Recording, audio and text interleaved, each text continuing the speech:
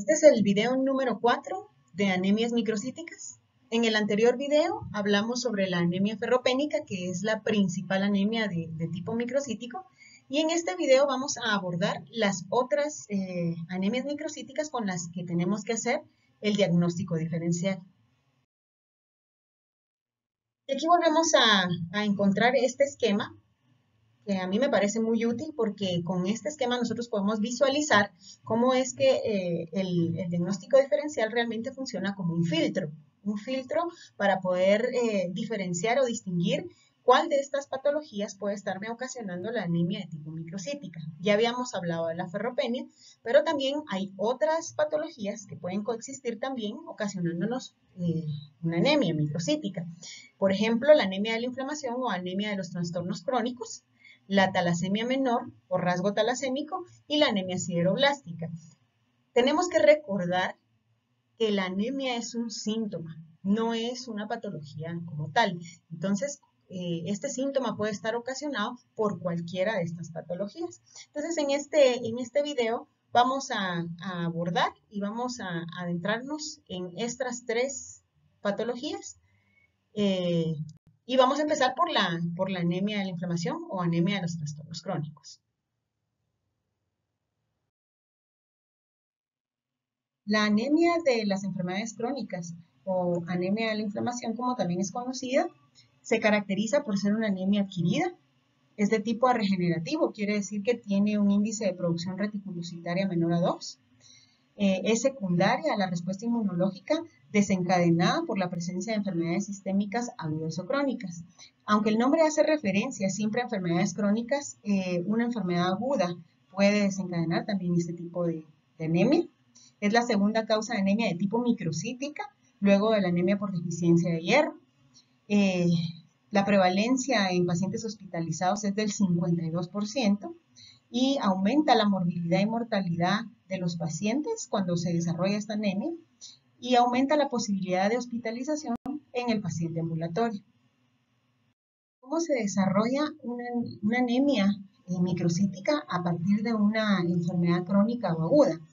Es decir, ¿cuál es la fisiopatología de esta anemia? Pues la verdad es que es bastante compleja y intervienen muchos factores, es decir, es multifactorial, pero básicamente lo podríamos resumir en estos 4 aspectos. Primero, hay acortamiento de la vida media del eritrocito. Hay una inhibición de la síntesis de la eritropoyetina, por lo que también se inhibe la eritropoiesis. Y hay un aumento de la concentración de lepsidina. Esto es bastante importante. En la siguiente diapositiva les vamos a hablar de esto, pero esto ya lo manejan ustedes. En el video número 1 vimos cuál es el papel de la lepsidina en el metabolismo del hierro. En este esquema está representada la fisiopatología de la anemia microcítica por enfermedad crónica o aguda. Entonces, voy a explicarles a detalle cómo es que se desarrolla esta anemia. Cuando nosotros tenemos un proceso infeccioso o inflamatorio de tipo crónico agudo, hay una producción exagerada de citocinas, entre ellas interleucina 1, interleucina 6, factor de necrosis tumoral y muchas otras más, que van a tener un efecto directo en el desarrollo de la anemia. Primero, estas citocinas van a ocasionar una lección oxidativa en los glóbulos rojos.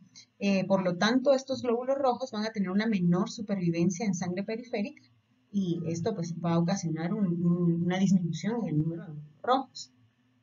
Por otro lado, la interleucina 1 principalmente tiene un efecto supresor en la respuesta de la médula ósea hacia la eritropoyetina. ¿Esto qué ocasiona? Ocasiona de que haya una menor producción de glóbulos rojos. Entonces, por un lado se están destruyendo y por el otro lado no se están produciendo.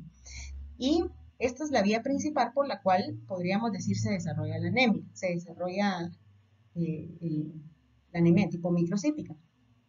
La interleucina 6, que también es una citocina, se libera y tiene un efecto directo sobre el hígado, haciendo que éste produzca mayor síntesis de epsidina.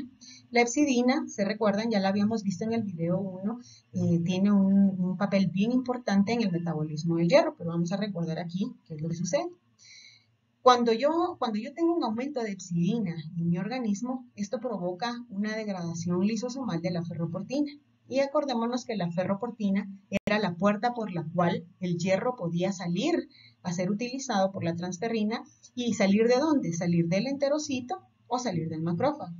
Cuando nosotros tenemos una degradación de la ferroportina, quiere decir que esta puerta se cierra y entonces todo el hierro que sea captado por el intestino delgado va a quedar atrapado dentro del enterocito, o todo el hierro que es captado por los macrófagos por la degradación de los eritrocitos seniles, o sea, es el reciclaje del hierro, también va a quedar atrapado dentro de ellos y entonces esto va a ocasionar una alteración en la movilización y utilización del hierro. ¿Y qué ocasiona esto a nivel global? Pues que no haya una compensación adecuada de la anemia. ¿Cuál anemia? Esta anemia que se está provocando acá porque los glóbulos rojos se están destruyendo y por el otro lado que tampoco se están produciendo. Entonces, la anemia realmente se produce, como les decía anteriormente, por muchos factores, pero estos tres son básicamente los factores principales. Hay una destrucción de glóbulos rojos, hay una poca producción de glóbulos rojos y hay una falta de compensación a la anemia. ¿Qué abordaje le tenemos que dar dentro del laboratorio? ¿O qué pruebas son las que tenemos que hacerle a un paciente en el que sospechemos de una anemia por enfermedad crónica? Bueno, primero el hemograma básico, ¿verdad? Este tipo de anemias generalmente va de leve a moderado, quiere decir que podemos ver hemoglobinas entre 8 y 9.5. Tenemos que recordar que todas las anemias microcíticas, macrocíticas, cualquier tipo de anemia primero cursa con una normocitosis. Esto es porque el cuerpo trata de compensar lo más posible la anemia antes de pues, afectar los demás parámetros hematológicos, pero siempre termina en una anemia microcítica hipocrómica. Al hacerle recuento de reticulocitos, nosotros lo vamos a encontrar bajo y vamos a poder comprobar que es una anemia de tipo regenerativo. Quiere decir que el índice de producción reticulocitaria va a estar menor a 2. También tenemos que hacer un perfil de hierro, esto nos va a servir mucho. ¿Cómo vamos a encontrar la transferrina? La transferrina la vamos a encontrar de normal a baja. Acordémonos que la transferrina es un reactante de fase aguda negativo. ¿Qué quiere decir esto? Cuando yo tengo una inflamación, infección o fiebre, mis reactantes de fase aguda, algunos reaccionan cuando son positivos aumentando su concentración y cuando son negativos disminuyéndola. Transferrina, habíamos hablado, es un reactante de fase aguda negativo, entonces probablemente lo vamos a encontrar disminuido.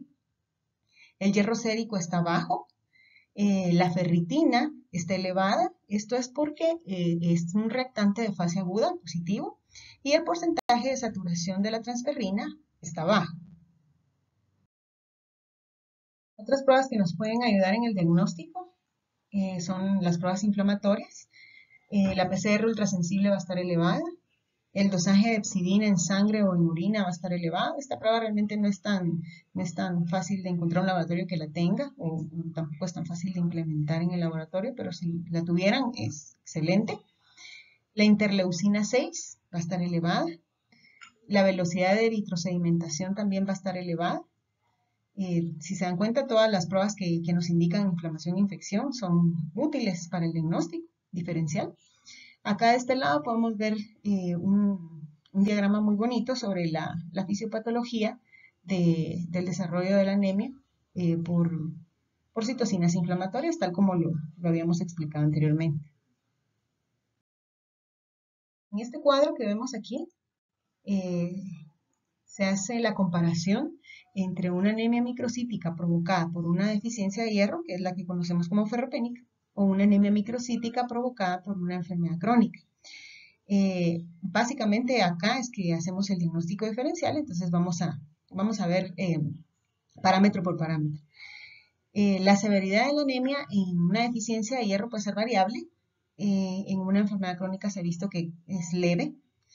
El volumen corpuscular medio no nos sirve para hacer diagnóstico diferencial porque en ambos está disminuido o puede empezar con un volumen corpuscular normal y luego ya ir disminuyendo.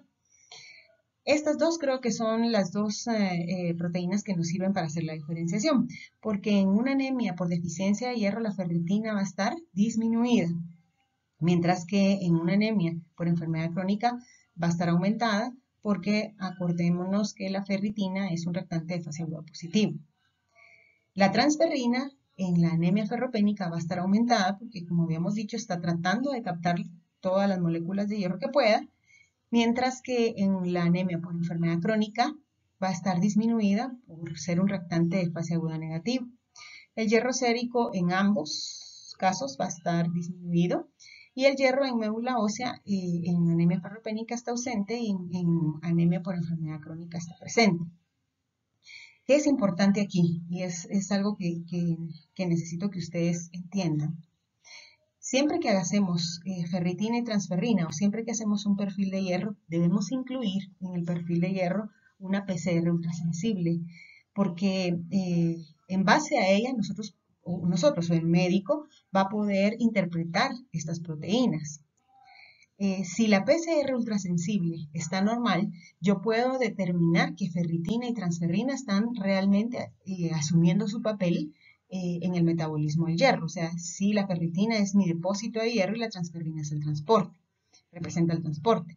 Pero si la PCR ultrasensible se encuentra aumentada, ferritina y transferrina ya no van a actuar como proteínas que intervienen en el metabolismo del hierro, sino que van a estar más actuando como reactantes de fase aguda. Entonces no puedo interpretar a estas proteínas con una PCR elevada como representantes del hierro. Esto es bien importante que lo sepan. Siempre que interpretamos estas proteínas, lo tenemos que hacer de la mano de una PCR ultrasensible, porque si se dan cuenta, actúan de distinta forma en los dos casos y ambos casos desembocan en una anemia microcíclica. Entonces, es bien importante, siempre que hagamos un perfil de hierro, lo tenemos que interpretar en base a una PCR ultrasensible. Y para terminar con el tema de la anemia microcítica por enfermedades crónicas, pues hablemos un poquito del tratamiento. Bueno, generalmente la anemia de las enfermedades crónicas es moderada, por lo tanto es bien tolerada por los pacientes. Entonces el tratamiento casi siempre va enfocado a la corrección de la enfermedad subyacente. En algunos casos sí puede llegar a ser severa y entonces esto sí ya afecta el estado funcional y la calidad de vida de los pacientes. ¿Qué tipo de pacientes, por ejemplo? Pacientes oncológicos o pacientes con enfermedades autoinmunes crónicas como una artritis reumatoidea, por ejemplo. Ya el desarrollo de una anemia en estos pacientes sí ya es de muy mal pronóstico y ya se ve afectada su calidad de vida. Si la anemia llega a ser severa, entonces sí ya se recomienda dar un tratamiento como un suplemento de hierro, por ejemplo. El suplemento de hierro, recordemos, no está recomendado en procesos neoplásicos ni en infecciones crónicas, pero sí está muy recomendado en pacientes con procesos autoinmunes. Transfusiones sanguíneas, casi no vamos a llegar a estos extremos, pero en casos muy graves sí se ha visto que funciona. Tratamientos que se están probando nuevos y que han funcionado bastante bien, pues ponerle a los pacientes una eritropoyetina recombinante ha demostrado una capacidad de revertir la inhibición de la eritropoiesis ocasionada por ciertas citocinas. Entonces, para terminar, ustedes se dan cuenta de que una anemia microcítica puede estar ocasionada por varias patologías, pero sí tenemos armas en el laboratorio si abordamos bien a estos pacientes para poder hacer un diagnóstico diferencial. Y acuérdense que un buen diagnóstico diferencial va a desembocar en un buen tratamiento y en la erradicación de la patología y de los síntomas en el paciente. Entonces vamos a hablar de la siguiente patología con la cual tenemos que hacer diagnóstico diferencial cuando estamos frente a una anemia microcítica y es el rasgo talasémico, también la vamos a encontrar como beta talasemia menor. Entonces hablemos un poquito de las talasemias. Las talasemias son un conjunto de enfermedades que consisten en el defecto de producción de alguna de las cadenas de globina, tanto de las cadenas beta como de las cadenas alfa. Cualquiera de las dos puede tener su síntesis disminuida, dando lugar a una alfa-talasemia o a una beta-talasemia. Recordemos muy bien esto. Las talasemias son alteraciones o son enfermedades que son de carácter cuantitativo, o sea, están disminuidas en número, ¿verdad? En cualquier adulto normal podemos encontrar tres tipos de hemoglobina. Está la hemoglobina A1, que tiene dos cadenas alfa y dos cadenas beta, y sus valores están entre 96.5 a 98.5%. Quiere decir que dentro del eritrocito, la A1 es la hemoglobina que más vamos a encontrar en los adultos. La hemoglobina A2 está formada por dos cadenas polipeptídicas alfa y dos delta, y su valor normal está entre 1.5 y 3.5. Y la hemoglobina fetal, la cual contiene dos cadenas alfa y dos cadenas gamma, su valor está entre 0 a 1%. Esto es en adultos, porque en niños es un poquito más alto.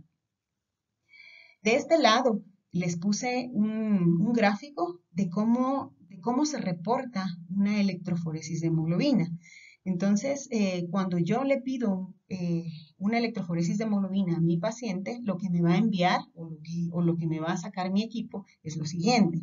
Me va a sacar un gráfico en donde están representadas las hemoglobinas que encontró dentro del eritrocito y el porcentaje en el que las encontró. Entonces, este gráfico es un gráfico de una persona que tiene su hemoglobina normal. Entonces, este pico que ven acá, pico de banda, correspondería a la hemoglobina A1. Acordémonos que era la que estaba en mayor porcentaje. En este caso me está diciendo que mi paciente tiene un 97.7%, está en valores normales.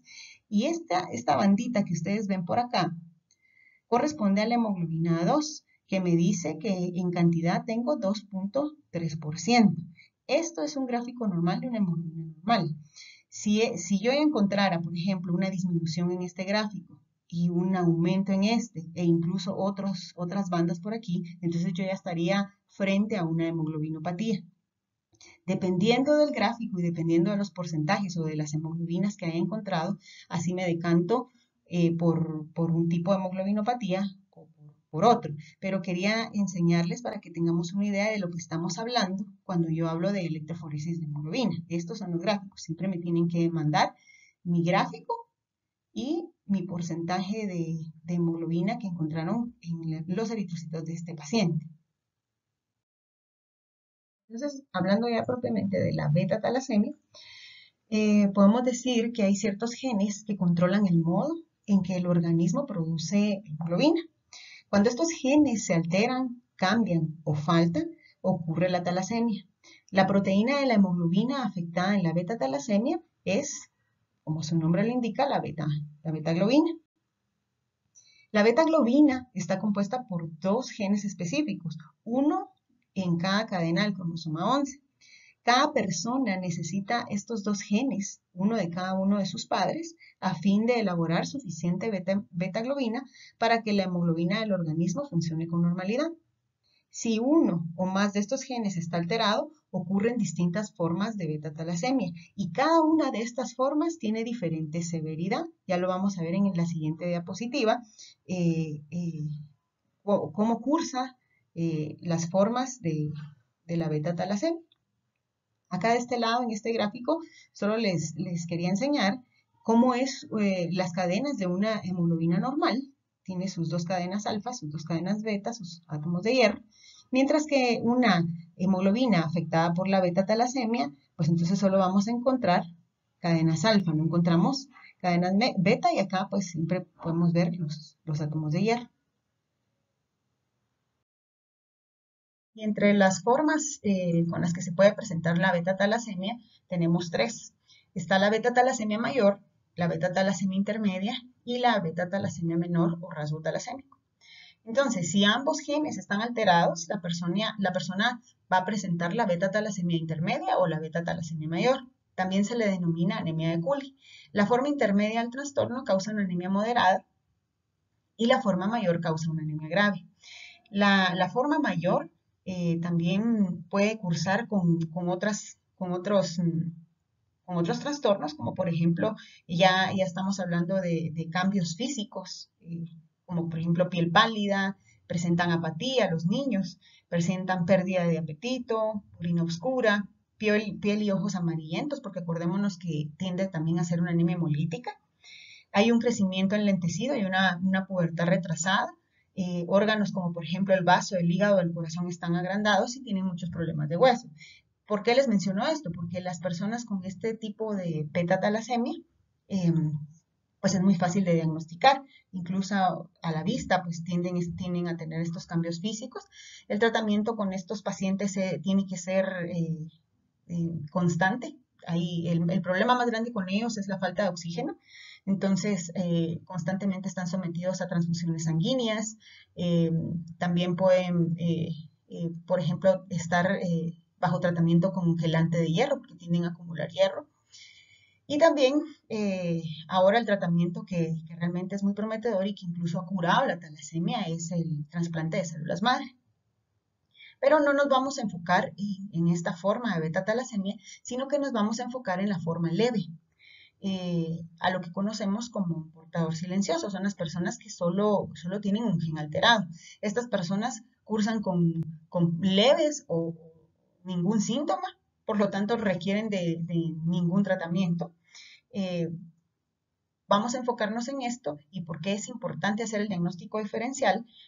Lo vamos a ver más adelante, pero es porque este tipo de personas generalmente son confundidas con deficiencia de hierro, porque tienden a tener una anemia leve, microcítica hipocrómica. Entonces, se les dan tratamientos innecesarios de hierro y sabemos que el hierro en cantidades grandes o en cantidades constantes tiende a ser tóxico. Entonces, vamos a concentrarnos de aquí en adelante en este tipo de beta-talasemia, que sería la beta-talasemia menor o el rasgo talasémico. Este cuadro, esta imagen, se las puse para que veamos la correlación entre los genotipos y fenotipos de la beta-talasemia.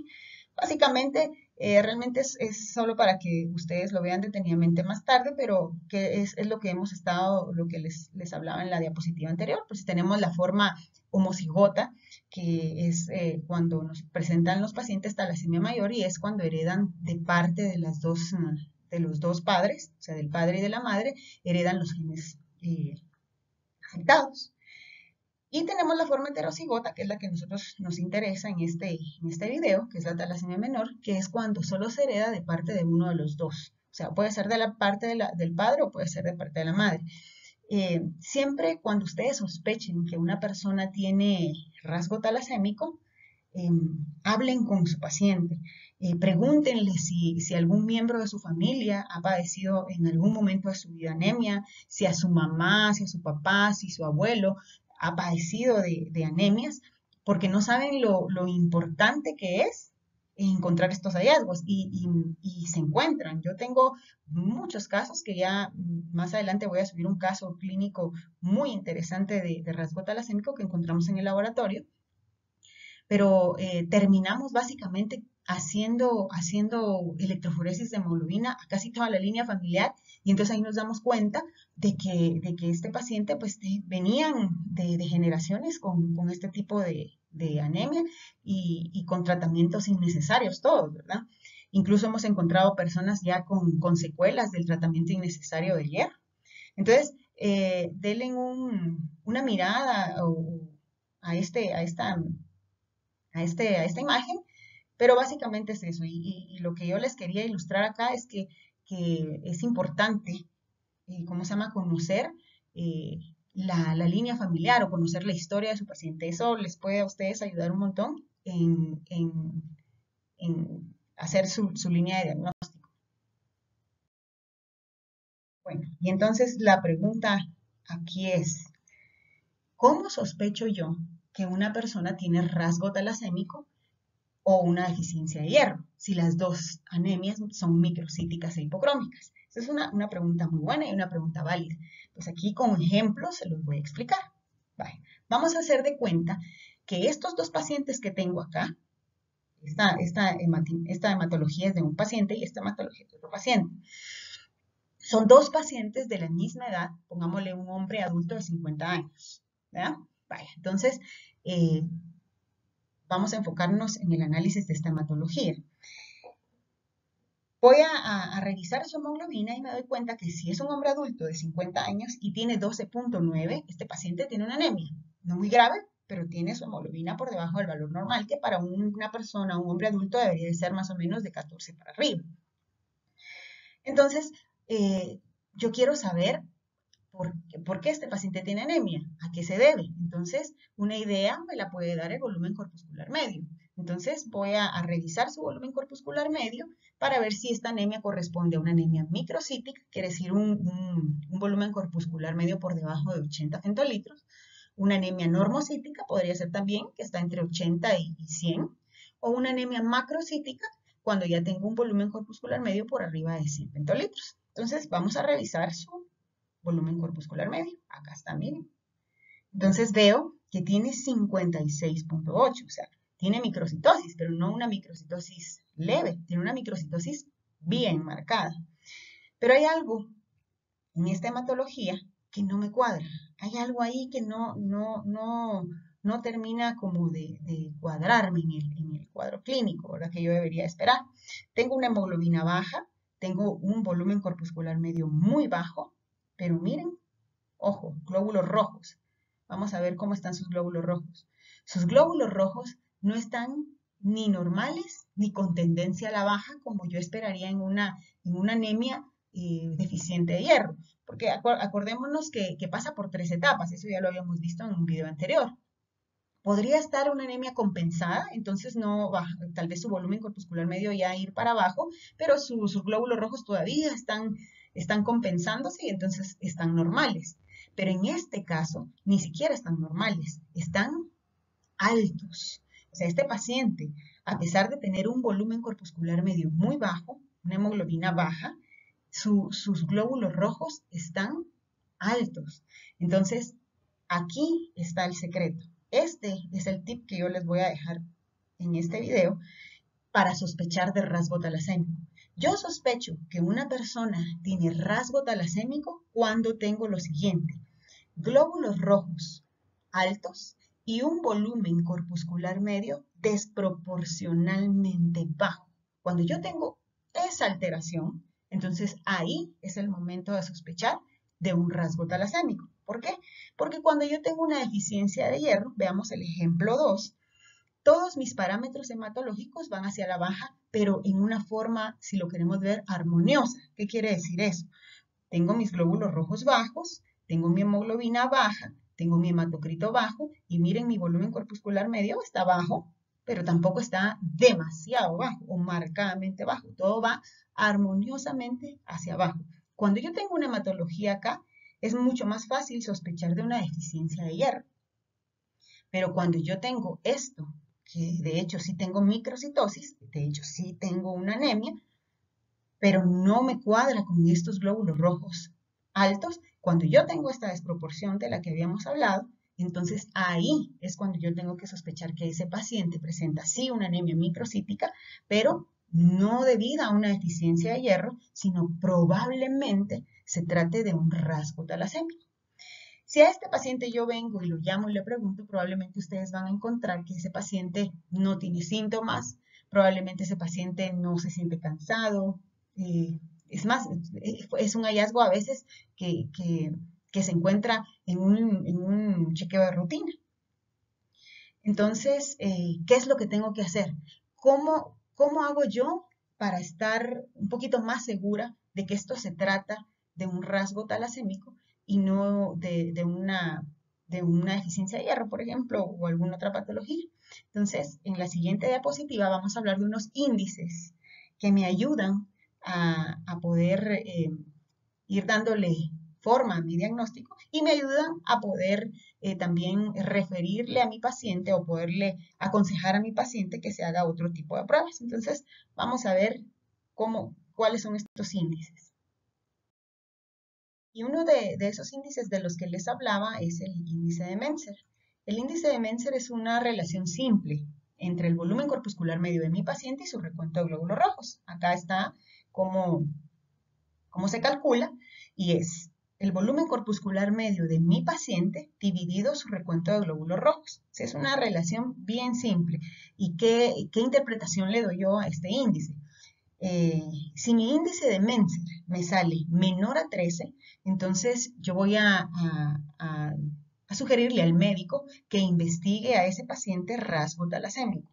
Mientras que si mi índice de Menzer es mayor a 13, entonces el médico se debería inclinar a investigar una deficiencia de hierro. Así de sencillo es la interpretación.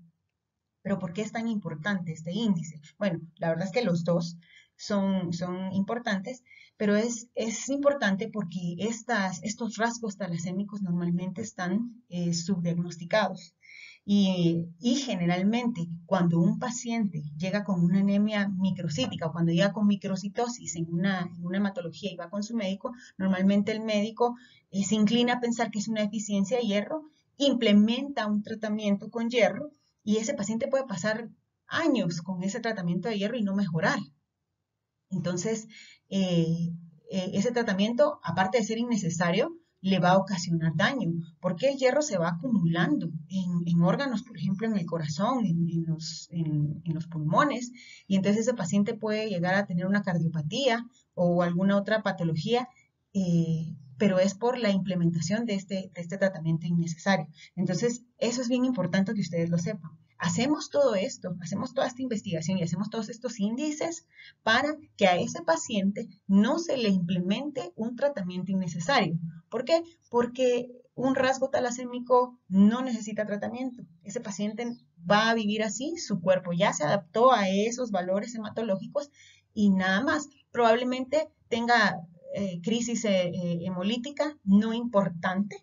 Entonces, estos pacientes también tienden a tener, por ejemplo, la bilirrubina indirecta alta o tienden a tener un poco sus ojos como amarillos, pero es normal en ellos y no hay nada que hacer.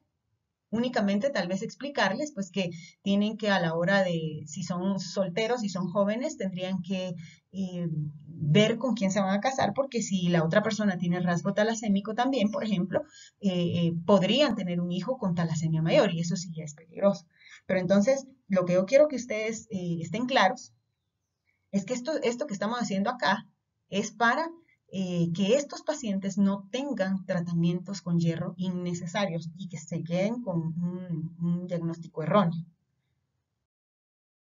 Y este es el segundo índice que nosotros utilizamos en el laboratorio para cuando tenemos dudas de un paciente o que tenemos una sospecha de rasgo talasémico.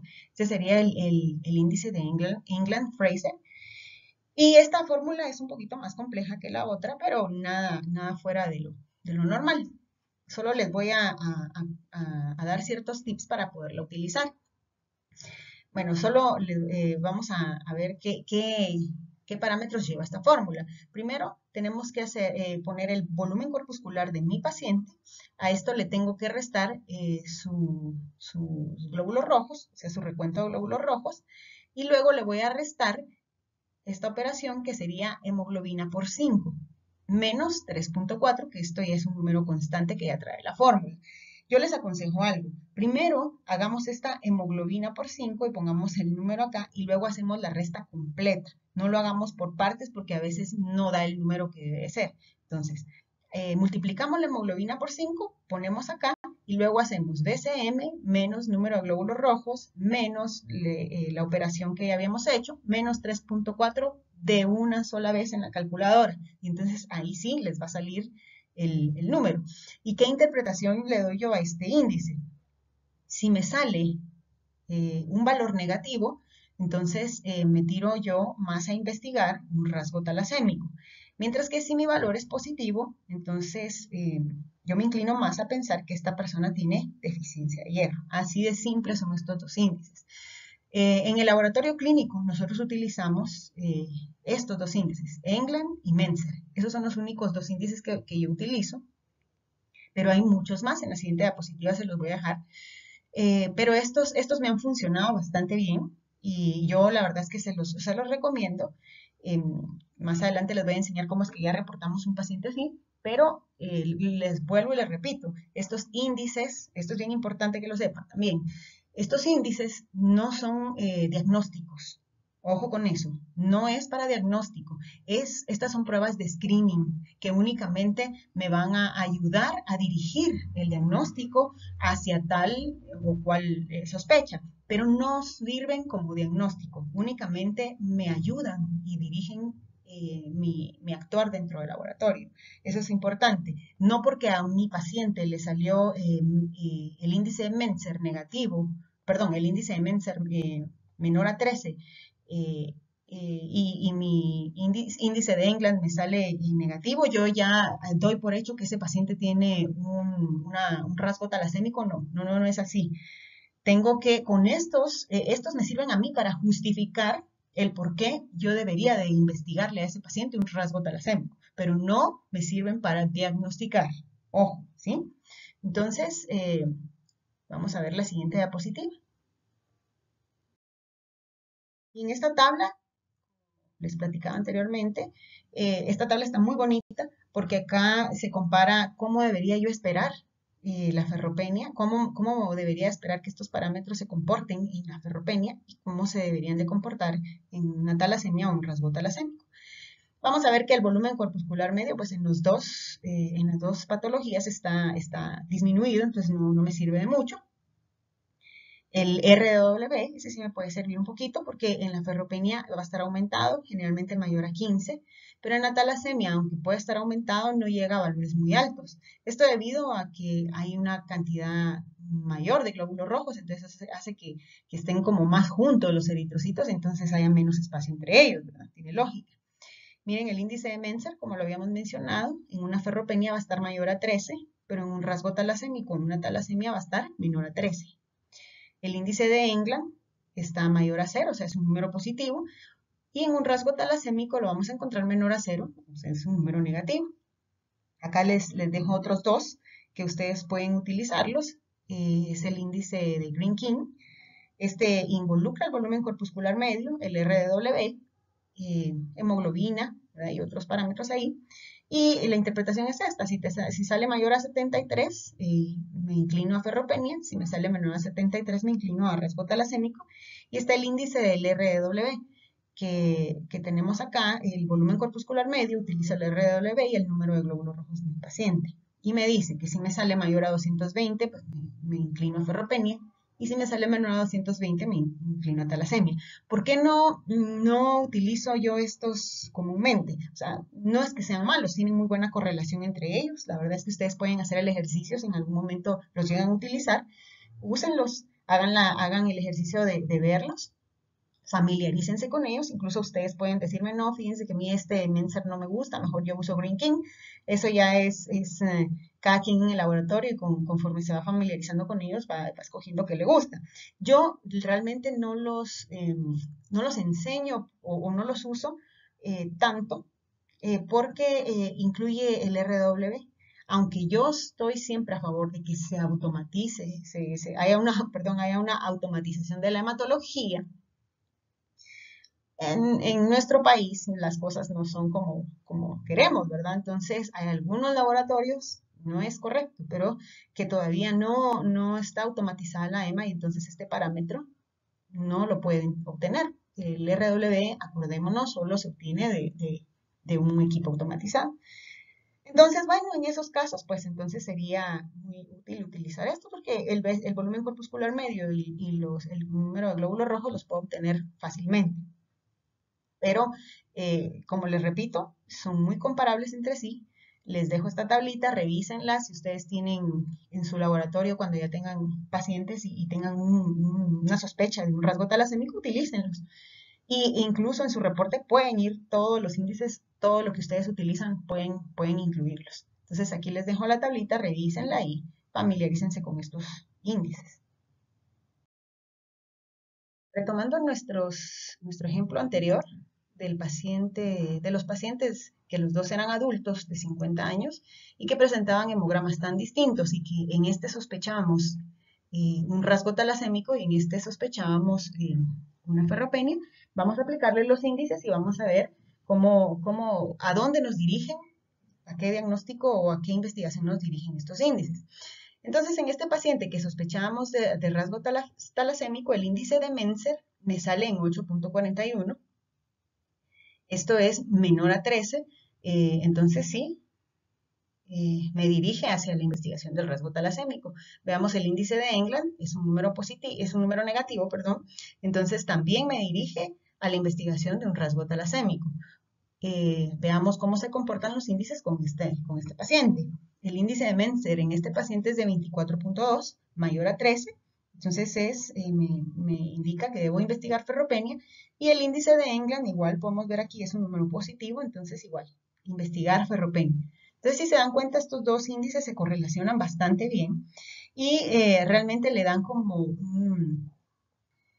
un sustento realmente a mis sospechas, y entonces en base a estos índices yo ya puedo recomendarle a ese paciente o al médico más que nada que se vaya por la línea de investigación de un rasgo talasémico, y aquí en este caso se vaya a la línea de investigación de una ferropenia. Esto es muy útil porque en este caso, por lo menos, yo ya le puse sobre la mesa al médico que este paciente, aunque tenga microcitosis y tenga una anemia de este tipo, deberíamos de sospechar no de una ferropenia, y entonces no darle hierro y a implementarle un tratamiento sin hacerle otros exámenes. Entonces, esto es básicamente lo que yo necesito que ustedes sepan y que necesito que utilicen estas herramientas en el laboratorio. Cuando tengamos una anemia microcítica, siempre observemos bien, no es solo decir, tiene anemia microcítica y se acabó. Tenemos un cóctel de opciones en donde nosotros podemos actuar ahí y poder hacer otro tipo de investigación para que ese paciente sea bien diagnosticado. Porque en este caso, pues ni modo, aquí sí le tienen que dar hierro y, por supuesto, investigar por qué este paciente está desarrollando esta anemia microcítica, pero ya nos vamos por otra línea, mientras que en este caso no hay que implementar hierro, sino que lo que hay que hacer es hacer otras pruebas, y pues si sale de que realmente el paciente tiene un rasgo talasémico, pues entonces no hay nada que hacer más que indicarle su condición, tratarle de explicar y tal vez sí poder hacer la investigación en su línea familiar.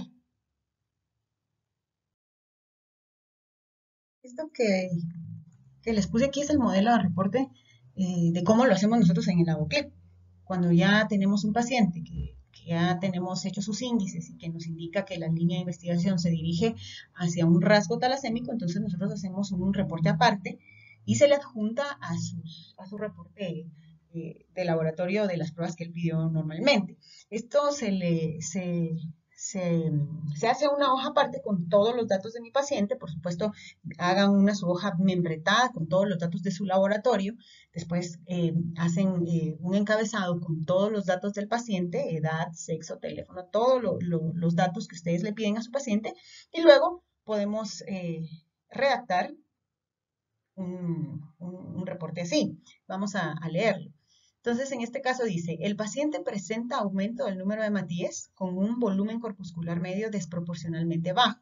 De la observación de estos rasgos diferenciales en la hematimetría, se le realizaron los índices de Menzer, England, como pruebas iniciales de screening para diferenciar ferropenia de rasgo talasémico, presentando los siguientes resultados. Entonces ponemos la tablita como la que teníamos anteriormente, indicando que el índice, el resultado y la interpretación que se le debe dar en ambos casos, y siempre es bueno poner una conclusión.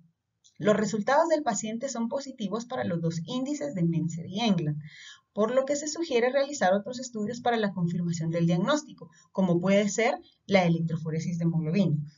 Aquí sí, la electroforesis de hemoglobina es la prueba de laboratorio que me va a confirmar a mí mi sospecha de rasgo talasémico. Entonces, ¿se recuerdan?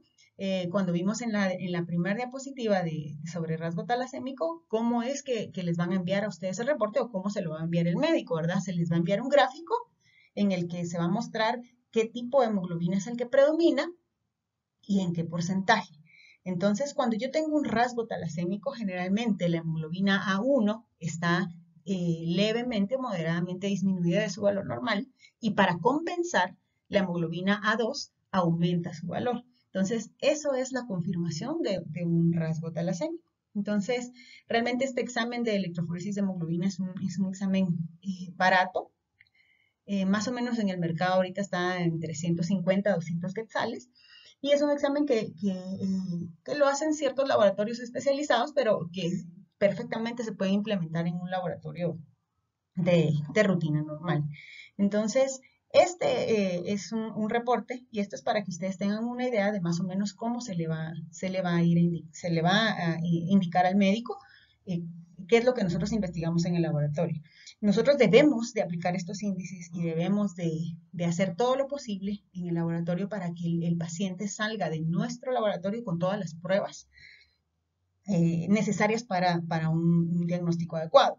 Por supuesto, en el laboratorio clínico nosotros pues no tenemos limitación con respecto al costo de las pruebas, o sea, nosotros tenemos vía libre para nosotros agregar todo lo que le vaya a ayudar al paciente. Yo entiendo que en un laboratorio pues afuera son laboratorios que tienen algún fin lucrativo, entonces lo importante es que ustedes por lo menos llamen al paciente y le digan, mire, fíjese que sospechamos de tal y tal cosa, entonces nosotros queremos ver si usted quiere pagar ciertas pruebas para que nosotros completemos su diagnóstico y si el paciente pues dice que no, entonces por lo menos hacer la recomendación al médico para que él le mande a hacer las pruebas, ¿verdad?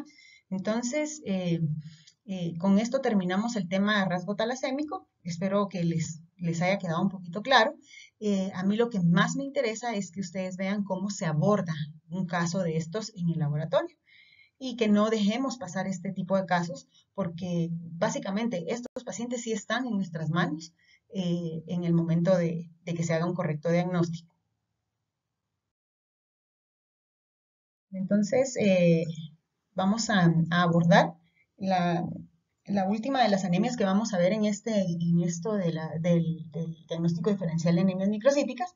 La puse de último porque realmente es la menos frecuente entre las anemias microcíticas. Y estas son las anemias sideroblásticas. Estas anemias consisten en una utilización defectuosa del hierro. Se caracterizan por una inadecuada utilización medular del hierro para la síntesis del hemo y aunque las concentraciones de hierro se encuentran normales, el paciente que presenta esta anemia no lo puede utilizar bien. Presenta, digamos, se caracteriza en su frote porque se observan eritrocitos con policromatofilia, quiere decir que son eritrocitos inmaduros, o sea, ya sabemos que la policromatofilia son eritrocitos, son reticulocitos básicamente. Y también podemos observar en el frote eritrocitos con punteado o puntillado, a los cuales se conocen como siderocitos. Hay dos tipos, está la anemia sideroblástica adquirida y la anemia sideroblástica congénita. La adquirida se asocia frecuentemente con un síndrome mielodisplásico. Cuando hablamos de síndrome mielodisplásico se refiere a pacientes que presentan cambios en su médula ósea displásicos. Displásicos quiere decir que son cambios característicos de células que se están volviendo malignas. Se pueden encontrar también pancitopenias, o sea, se pueden encontrar líneas celulares disminuidas y básicamente un síndrome mielodisplásico viene siendo como la antesala a una leucemia, es decir, a un proceso mielo o linfoproliferativo. Entonces, generalmente van de la mano, o sea, no cuesta, o sea, en el sentido de que, por ejemplo, si yo ya tengo una leucemia y desarrollo una anemia, a veces viene acompañada de esto, de anemia sideroblástica, ¿verdad? Son cambios medulares. Pero también una anemia sideroblástica adquirida puede deberse a fármacos o a toxinas, ¿verdad? Lo que sí es cierto es que causa anemia microcítica. En cambio, la anemia sideroblástica congénita es de las sideroblásticas, es la forma más común. Está ligada al cromosoma X. Está causada por mutaciones heterocigotas en la línea germinal del gen ALAS2. Es un gen involucrado en la biosíntesis del grupo hemo y en general es una anemia también microcítica hipocrómica con aumento de hierro, con aumento de ferritina también y también aumenta la saturación de la transferrina, como dijimos, ¿verdad? O sea, hay hierro, pero lo que sucede es que no se puede utilizar. Entonces, ¿cómo nosotros sospechamos o cómo dirigimos nuestra investigación hacia una anemia sideroblástica? Aquí sí es un poquito más complicado, pero les voy a tratar de dar algunos tips que por experiencia hemos tenido en el laboratorio. Bueno, primero, el hemograma completo no es muy diferente de una anemia sideroblástica a una anemia ferropénica. No es como en el rasgo talasémico que sí vemos diferencias, ¿verdad? Esa desproporcionalidad entre los glóbulos rojos y el volumen corpuscular medio característica. No, acá no. Acá se comporta muy similar a una anemia ferropénica. Eh, Tal vez lo que nos podría ir indicando un poquito es el recuento de reticulocitos, que lo vamos a encontrar un poco elevado. En el frotis de sangre periférica sí vamos a encontrar muchas formas. En los eritrocitos vamos a encontrar policromatofilia bien marcada. La policromatofilia son reticulocitos viéndolos básicamente con la tinción hematológica, en nuestro caso es panóptica. ¿Cómo se ven? Se ven un poquito más grandes, se ven un poquito se ven sin centro blanco y se ven un poquito con un color más marcado, más intenso. Podríamos encontrar precursores hematológicos con ciertas características. Por ejemplo, en este caso tenemos un eritroblasto ortocromático que tiene punteado, que pareciera ser basófilo, pero realmente no es un punteado basófilo. Estas características no se encuentran mucho en una ferropenia, porque estas son ya cambios displásicos, podríamos verlo así. Si hacemos estudio de hierro, el estudio de hierro sí nos puede orientar, porque el hierro en suero, la ferritina sérica y la saturación de transferrina la vamos a encontrar alta, ¿verdad? Entonces, eso sí ya nos puede hacer la diferencia. Podemos sospechar de anemia sideroblástica en pacientes, ya dijimos, anemia microcítica y con un RW elevado. Y como habíamos dicho, un aumento de hierro y ferritina séricos y de saturación de transferrina. Eso no ocurre en una ferropenia. Entonces, por ahí ya podríamos ir sospechando de que ese paciente no tiene una ferropenia, sino una anemia sideroblástica. Y aquí sí, que el médico le manda una médula ósea. Les voy a decir, por experiencia les digo que estos pacientes casi siempre son empezados a tratar como que fuera una anemia ferropénica. Y entonces ahí sí les dan su hierro, pero estos pacientes no mejoran. Entonces, porque aunque les den hierro y les den hierro y les den hierro, igual no lo están utilizando. Entonces, estos pacientes son de ese tipo de pacientes que el médico piensa que tiene anemia ferropénica, les empieza a dar hierro por un determinado tiempo y no mejora, y no mejora, y no mejora. Y ahí sí que el médico les manda a hacer una médula ósea. Y realmente el diagnóstico se hace en base a la médula ósea. O sea, el examen que es para diagnosticar una anemia sideroblástica es médula ósea. Aunque en el frotis sanguíneo podríamos utilizar ciertas tinciones para evidenciar ciertas inclusiones que pueden tener los eritrocitos y pues complementar el diagnóstico. Pero el diagnóstico realmente se hace por médula ósea. Entonces, como les decía, en el frotis sanguíneo nosotros sí podemos encontrar ciertas inclusiones. Nosotros podemos utilizar en el laboratorio la tinción de Pearls para poner de manifiesto la presencia de hemosiderina en el citoplasma de los eritrocitos. Esto sí se puede utilizar en sangre periférica y también se puede utilizar en médula ósea. Estos siderocitos son eritrocitos que contienen uno o más gránulos de hemosiderina. También estos gránulos se les denomina o se les llama sideróticos, o yo creo que estamos más acostumbrados a escucharlos como cuerpos de Pappenheimer. Estos gránulos no se ven en un frotis teñido con tinción panóptica ni con Wright, ¿verdad? Esto para poderlos observar si tenemos que realizar esta tinción. Entonces se van a teñir, miren aquí, ¿ve? Se tiñen como un color azul turquesa. Y eso sí, la presencia de estos gránulos sideróticos o la presencia de estos cuerpos de Pappenheimer en mi frotis ya me excluye totalmente la ferropenia. Entonces, esto sí es un tip que yo les doy. Podemos tener esta tinción en el laboratorio si yo tengo una sospecha fuerte de que este paciente puede tener una anemia sideroblástica, o tengo un paciente que va constantemente a chequearse su anemia microcítica y pues ya sé yo que le están dando hierro y no mejora, entonces podría yo adelantarme y hacerle un frotis y si pues encuentro estos cuerpos de Pappenheimer, hacer mi reporte y entonces ya dirigir la investigación hacia una anemia de tipo sideroblástica. ¿Qué hallazgos podemos encontrar en médula ósea? Bueno, realmente ya la médula ósea no es un examen que nosotros hagamos, ¿verdad? Ya tendríamos que tener un laboratorio especializado, pero es bueno que sepamos más o menos qué hallazgos son los que hacen que se diagnostique una anemia sideroblástica. Entonces, en la anemia sideroblástica, tanto adquirida como congénita, la síntesis del hemo se ve afectada debido a la incapacidad de incorporar el hierro a la protoporfirina, eso ya lo habíamos hablado. Esto conduce a la formación de estos sideroblastos en anillo. El hallazgo de estos sideroblastos en anillo es lo que hace el diagnóstico. Entonces, se requiere de un examen de médula ósea que muestre una hiperplasia eritroide. La tinción de hierro, es decir, la tinción de Pearls, revela las mitocondrias perinucleares patognómicas o características llenas de hierro de los eritrocitos en desarrollo. A esto se le conoce como sideroblastos anulares, que es lo que podemos ver acá. Esto es un dibujo, pero si ustedes se dan cuenta, esto sí es una foto real de una médula ósea positiva para sideroblastos anulares, se ve similar, ¿verdad? También podemos encontrar otras características evidentes, si es porque es secundaria a una mielodisplasia, lo que les hablaba anteriormente, podemos encontrar citopenias y cambios displásicos en las células. Como les decía, no es un examen que nos vaya a tocar a nosotros, pero es bien importante que sepamos qué características, o por lo menos que sí sepamos que el diagnóstico de una anemia sideroblástica se hace única y exclusivamente por medio de una médula ósea.